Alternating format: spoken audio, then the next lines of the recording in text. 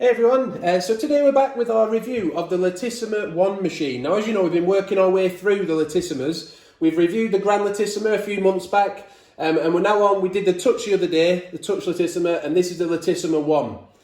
So, the weight of the machine is 4.2 kilograms. The water tank on the back, the capacity of that is 1 litre, which is actually bigger than the Touch, believe it or not. We will be doing a versus video where we put them all against each other. So subscribe if you want to see that.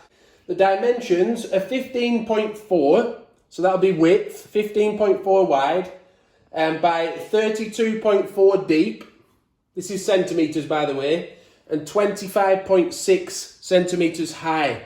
The used capsule container holds 8. So it's got a diddy little frother, as we can see, and it's also got a diddy little capsule container which lives just in here. And as we can see, it's quite small. What else have we got? The cable length, it's listed as 90 centimetres, the power cable. It's got a clean alert, descaling alarm to let you know when to descale it. There's no control over the froth levels or anything like that. It makes a cappuccino and a latte macchiato off the same button. They're not touch buttons. You have to actually press the button down. But yeah, you use that one button for all milk preparations, but there's only 2 you can make. So there's actually no latte setting either. It's a latte macchiato or a cappuccino. It has a lungo button, and this is your espresso button. To turn it on, you hold them both down together. So the frother then, again, it doesn't actually list it on the Nespresso website as to how much milk it holds, but I have read, I think it was on Amazon, it said it was 125 millilitres. It's got a little door on, like usual, to be able to keep it nice and neat and tidy.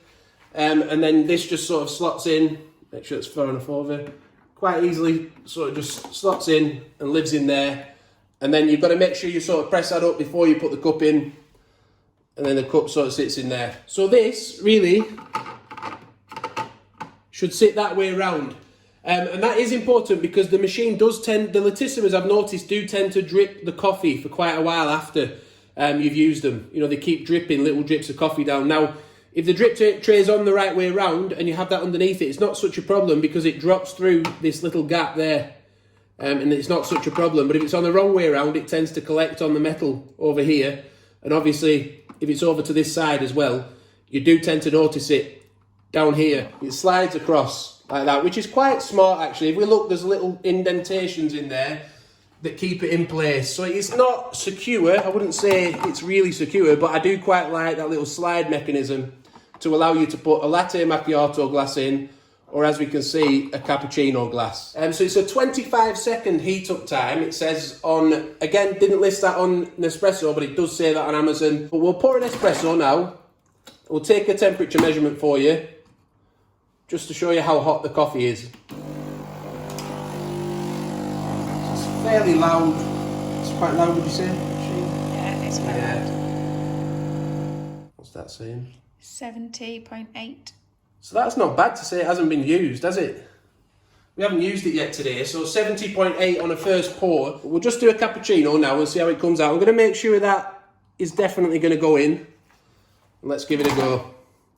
So as we say, you just press this button, but it's just one button for everything, so it's making the same type of froth. You can't change it, there's no way to alter it. But let's press it and see what happens.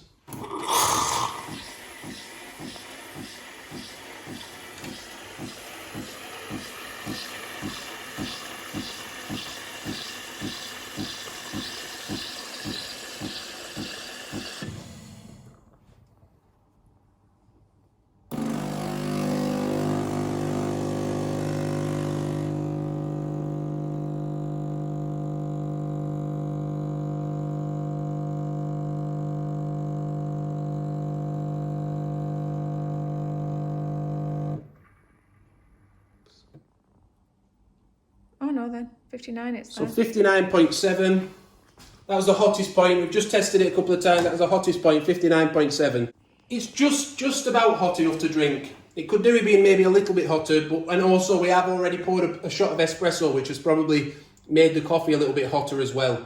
Out of all the Lattisimas that we've had over the, past few months. This is the nicest tasting coffee, I think. It seems to mix nicely, the coffee with the milk. I would say we have stirred that. We tried it without stirring it, and then we gave it a little stir to have a taste. So it did have a band of coffee a little bit, which you probably saw when we did the pour of it.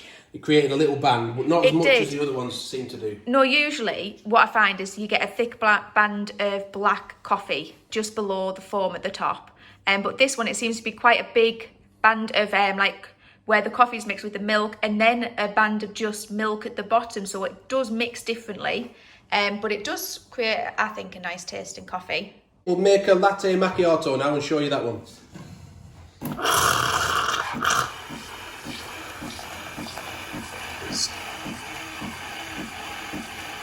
Just about getting into that glass, isn't it?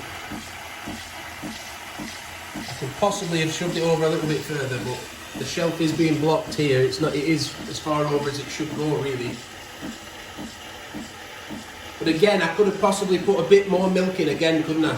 Because that's come up a little bit short. Find out how much short when the coffee goes in.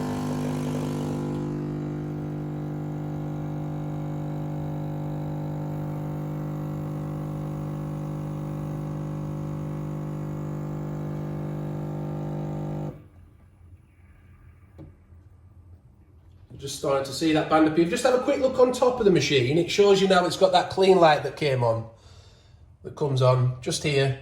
But on the other Lattisimas, you would then clean the frother. You would turn a dial or something, or press a button to clean this frother out, ready for next use. On this, because you're only making one drink, you're basically just taking the frother out, taking it apart, which we'll do for you actually on camera in a second, just to show you the parts.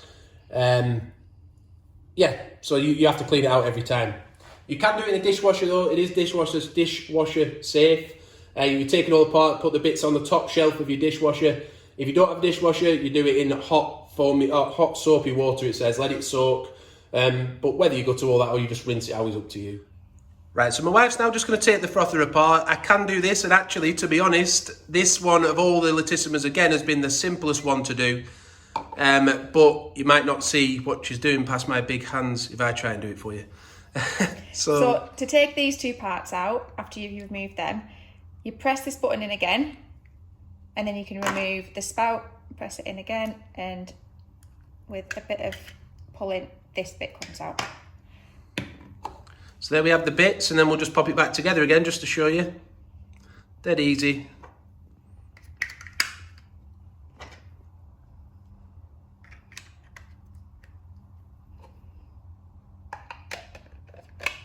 I hope the review has been useful. Please give it a like if it has. Also, subscribe to the channel, hit the notification bell, and do check out our other videos. Like I said, we've got other reviews of loads of machines on the channel now, Nespresso machines, and a couple more Lattisimas. And we will be doing a video soon where we put all 4 Lattisimas side by side, compare them, talk about the differences to help you decide which one might be right for you. Thanks for watching, and bye for now.